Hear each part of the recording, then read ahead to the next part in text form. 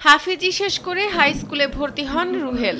এসএসসির পর আবার কওমি মাদ্রাসায় ভর্তি হন তিনি। কওমিতে ভর্তি হয়ে পুলিশে চাকরির চেষ্টা শুরু করেন রুহেল। আমি হাফেজ হওয়ার পর আমি হাই স্কুলে এসএসসি পরীক্ষা দিয়েছি। এসএসসি পরীক্ষার পাশাপাশি যখন এসএসসি পাশ করলাম, তারপর নিজের মনের মধ্যে একটা আগ্রহ জাগলো। তারপর আমি কওমি মাদ্রাসায় 1 বছর পড়েছি।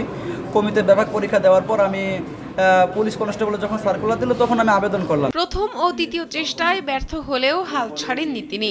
তৃতীয়বারের চেষ্টায় পুলিশ কনস্টেবল হিসেবে সুপারিশ প্রাপ্ত হয়েছেন। স্বপ্ন পূরণ হওয়ায় আল্লাহর শুকরিয়া জানান এই হাফেজ। আবেদন করার পর আমি প্রথমবার ভাইভাতে বাদ গেলাম, তখন তেমন প্রিপারেশন ছিল না।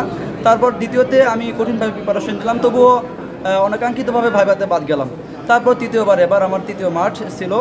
আল্লাহর রহমতে আমি কঠোর পরিশ্রম করেছি এবং আল্লাহর নিকট অনেক দোয়া করেছি। আল্লাহ পাক আমার দোয়া কবুল করেছে। আল্লাহ তাআলার নিকট শুকরিয়া আদায় করে আলহামদুলিল্লাহ যে আল্লাহ আমাকে এই মুহূর্তে এই অবস্থায় উপস্থিত করতে পেরেছেন। জামালপুরের দেওয়ানগঞ্জ উপজেলার চ্যাংটামারি গ্রামের এক কৃষকের সন্তান মোহাম্মদ রুহেল মিয়া। 3 ভাইয়ের মধ্যে তিনি দ্বিতীয়। ছোটবেলা থেকে পুলিশের চাকরির প্রতি আগ্রহ থাকলেও একবার পুলিশ লাইন মসজিদে নামাজ আদায় করতে গিয়ে আগ্রহ আরো বাড়ে। তাই তো 2 বার ব্যর্থ হয়েও বারবার চেষ্টা করে সফল হন হাফেজ রুহেল। যখন আমি পুলিশ লাইনে মসজিদে নামাজ পড়ি, দেখি অনেক মানুষ নামাজ পড়ে। এটা দেখে সর্বোচ্চ প্রথম ভালো লেগেছিল। এটা দেখে ভিতরে নিজের মনের ভিতরে এমন ইচ্ছা জাগছে যে আমি হয়তো চাকরিটা করলে আমি পাশাপাশি নিজের আমল আখলাক এগুলো ঠিক রাখতে পারবো এবং দেশের মানুষের সেবা করতে পারবো এবং পরিবারেরও একটা হাল ধরতে পারবো, এইগুলো বিষয় আর কি। রবিবার বিকেলে জামালপুরের পুলিশ লাইন্স মাঠে পুলিশ কনস্টেবল নিয়োগ 2025-এর চূড়ান্ত ফলাফল প্রকাশ করা হয়। সেখানে নিজের নাম শুনে খুশিতে আলহামদুলিল্লাহ বলে চিৎকার করে ওঠেন রুহেল। 3বারের মাধ্যমে এবার সহ গত 3বারের মাধ্যমে এটি এস্টাবলিশ করা সম্ভব হয়েছে। নিজের সফলতার খুশিতে ব্যর্থদের ভুলে যাননি হাফেজ রুহেল।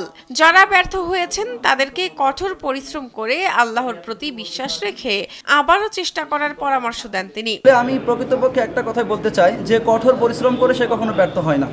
তাই যারা বিভিন্ন ইভেন্টে কিংবা লিখিত পরীক্ষা যারা বাদ হয়েছে, আমি তাদেরকে একটা পরামর্শ দিতে পারি যে আপনারা যদি কঠোরভাবে পরিশ্রম করেন এবং আল্লাহর কাছে দোয়া করেন, আমি বিশ্বাস ইনশাআল্লাহ আপনি সাকসেস হবেন।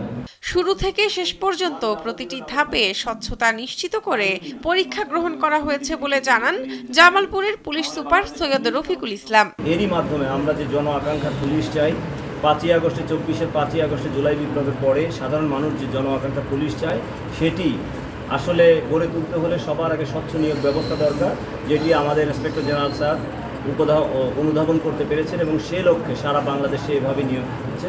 শাহনাজ পারভিন, কালবেলা।